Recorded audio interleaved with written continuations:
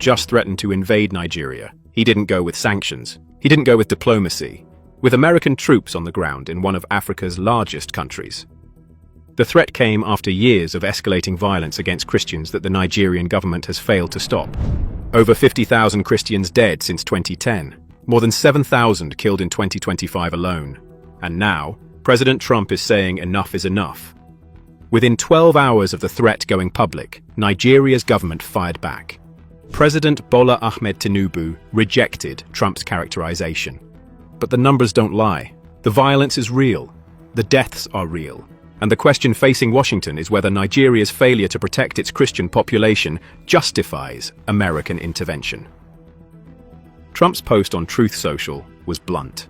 He threatened to send US forces into Nigeria, guns a-blazing, to eliminate Islamic terrorists killing Christians. He ordered the Department of War to prepare for possible action. The target? Groups like Boko Haram and ISWAP that have been slaughtering Christian communities with impunity. Secretary of War Pete Hegseth backed the threat immediately. Either Nigeria protects Christians, or we will eliminate Islamic terrorists who commit atrocities. So what happens now that Trump has made this threat? Could American forces actually invade Nigeria to stop what some are calling a Christian genocide? And why is Trump willing to risk a major confrontation over violence that Nigeria's government has refused to stop for years? To understand why Trump's threat matters, you need to understand the scale of what's been happening to Christians in Nigeria, because the violence isn't some minor border skirmish. It's systematic, it's brutal, and it's been building for over a decade while the world largely ignored it. Since 2010, over 50,000 Christians have been killed in Nigeria by Islamist militant groups including Boko Haram, ISWAP, and Fulani militants. That's not a typo. 50,000 dead. In 2025 alone, more than 7,000 Christians were killed in just 220 days. That's 32 Christians killed every single day for 7 months straight. The attacks follow a horrific pattern. In June 2025, Fulani militants attacked the village of Yelwata, death toll estimates ranging between 100 and 200 people. Witnesses reported civilians burned alive, churches destroyed, women abducted and subjected to sexual violence. This wasn't combat, this was a massacre.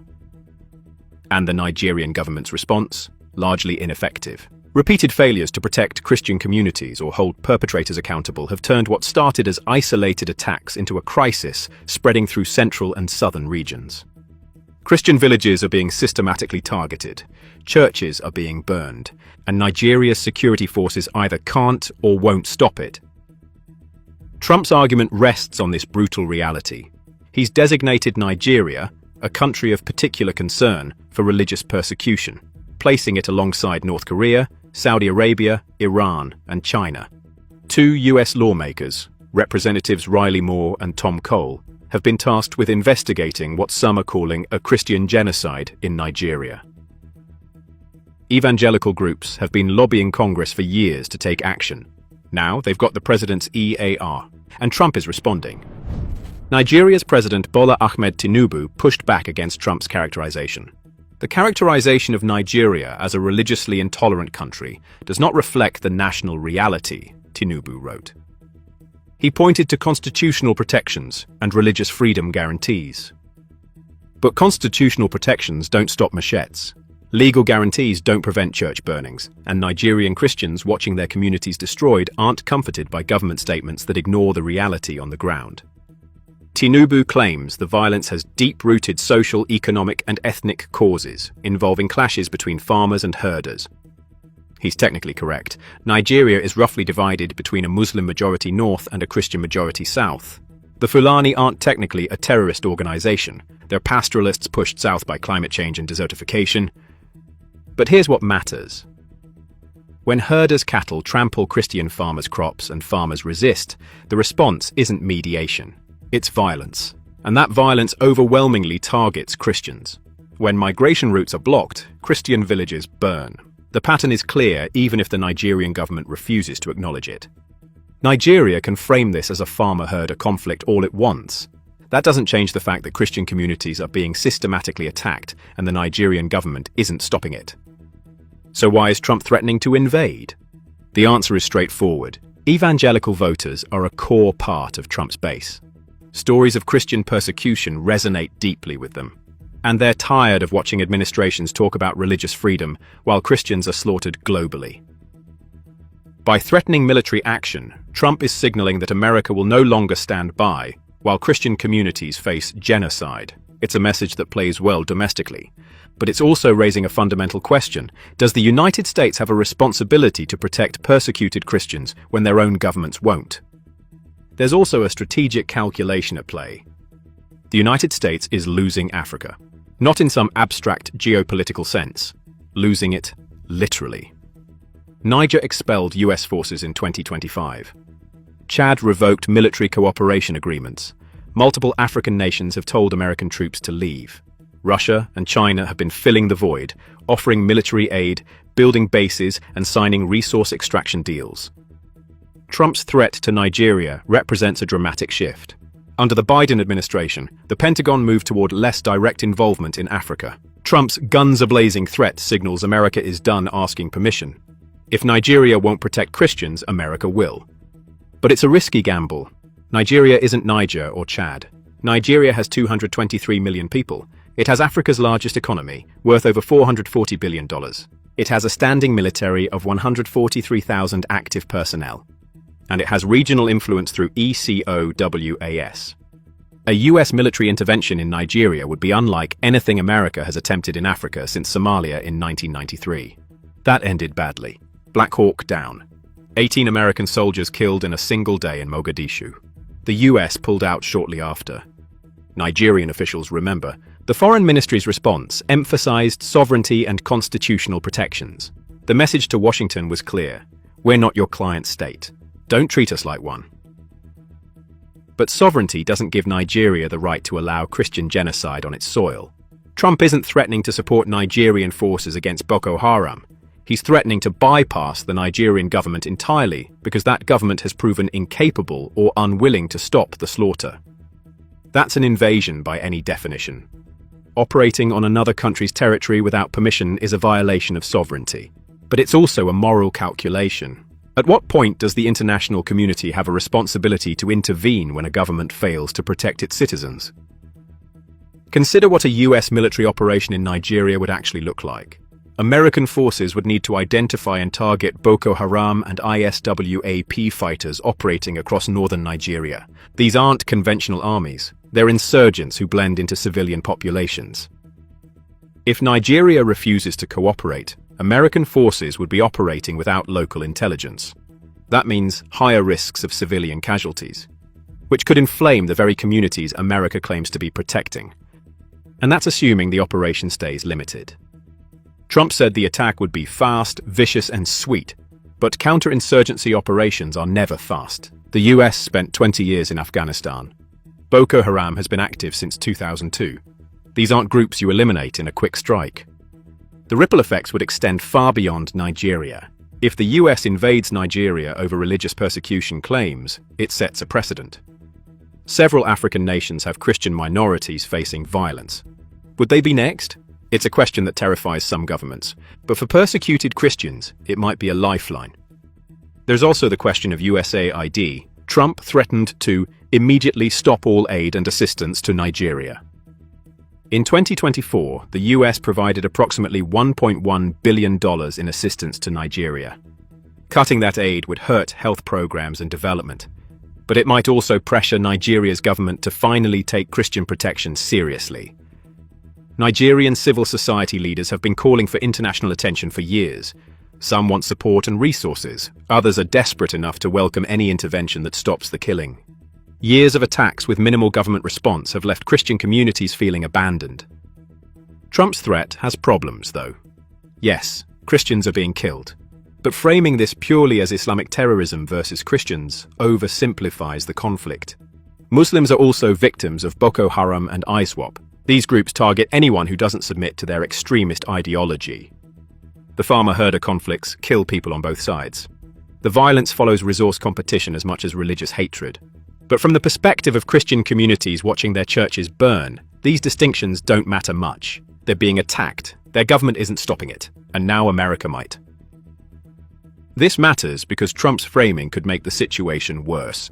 If the US frames its intervention as protecting Christians from Muslims, it risks turning localized conflicts into a broader religious war. It gives Boko Haram and ISWAP exactly what they want: proof that the West is attacking Islam. That narrative helps recruitment. But the counter-argument is simple. What's the alternative? Continue watching Christian communities slaughtered while doing nothing because intervention might be complicated. Nigerian security forces have been fighting these groups for over a decade with mixed results. There have been some successes, but clearly not enough. Christian communities continue dying, and Trump's calculation is that support hasn't worked. Maybe direct action will. Why the threat now? Part of it is Trump's personal style. He prefers dramatic threats and maximum pressure. But the timing matters. Trump is facing pressure from his evangelical base to do something dramatic on Christian persecution. Threatening military action checks that box. It generates headlines. It shows he's willing to act. Whether it actually helps Christians in Nigeria is the real question. Some welcome any attention to their suffering, but others worry that American military intervention would make them targets. Being seen as aligned with a foreign power could provoke retaliation. This puts Trump in a difficult position. If he backs down, he looks weak to his base. If he follows through, he risks a diplomatic crisis and potential military quagmire. If he cuts aid without military action, he punishes Nigerian Christians along with their government. The practical question remains: how exactly would US forces eliminate Boko Haram and ISWAP? These groups operate across borders. Eliminating them from Nigeria just pushes them elsewhere. Counterinsurgency experts know this. It's called the whack-a-mole problem. Those root causes include poverty, corruption, lack of economic opportunity, and weak governance. Northern Nigeria has some of the highest poverty rates in the world. These conditions create recruitment pools for extremist groups. Military action doesn't fix that. Development and governance reform do, but those take time, and Christians are dying now. Trump's threat treats a multi-decade crisis as something American military force can solve quickly. It's the same thinking that got the US into extended wars in Iraq and Afghanistan. But for Trump's evangelical base, doing something feels better than doing nothing. The Nigerian government is now in crisis management mode. Behind the scenes, Nigerian diplomats are working channels in Washington to find off-ramps. But Trump's public threat makes that harder. He's committed himself. Walking it back looks like weakness. What happens next depends on several factors. Does Trump follow through with aid cuts? Does he increase sanctions on Nigerian officials? Or does he actually order military preparation? The Department of War hasn't commented publicly beyond Hegseth's initial statement. That silence is notable. Military leaders understand the risks. They know the lessons of Somalia, Iraq, and Afghanistan. They know fast, vicious, and sweet isn't how counterinsurgency works. African reaction has been sharp. Social media across the continent lit up with criticism. Many see this as American imperialism. But for some persecuted Christian communities, it's the first time a major power has threatened real action on their behalf. Russia and China are watching carefully. Trump's threat plays into their narrative that America doesn't respect sovereignty. They can offer partnership without military threats, but they also don't intervene to stop religious persecution. The broader question is what this means for US-Africa relations. If this is how Trump handles Nigeria, what happens when other nations face similar crises? Does every outbreak of violence trigger military threats? That's not sustainable. But neither is watching Christian communities destroyed while doing nothing. Trump's threat exposed something fundamental about American foreign policy tensions. On one hand, sovereignty matters. On the other, human rights matter. When governments fail to protect their people, does the international community have a responsibility to act? For Christians in Nigeria, Trump's threat is complicated. It brings attention to their suffering, which is desperately needed. But it also risks making them pawns in a geopolitical confrontation. If US military action comes, they'll live with the consequences. The tragedy is that solutions exist. Supporting Nigerian security forces with training and equipment, intelligence cooperation, development programs, civil society support. These approaches don't make dramatic headlines, but they work better than invasion. Trump chose the dramatic headline. He chose the military threat. Now both countries deal with the fallout. Nigeria won't back down on sovereignty. Trump can't back down without political costs. The result is a confrontation that may not help anyone. But for Trump's evangelical base, the message is clear. America will no longer ignore Christian persecution. Whether that translates into actual protection for Nigerian Christians remains to be seen. Africa is watching, and they're taking notes.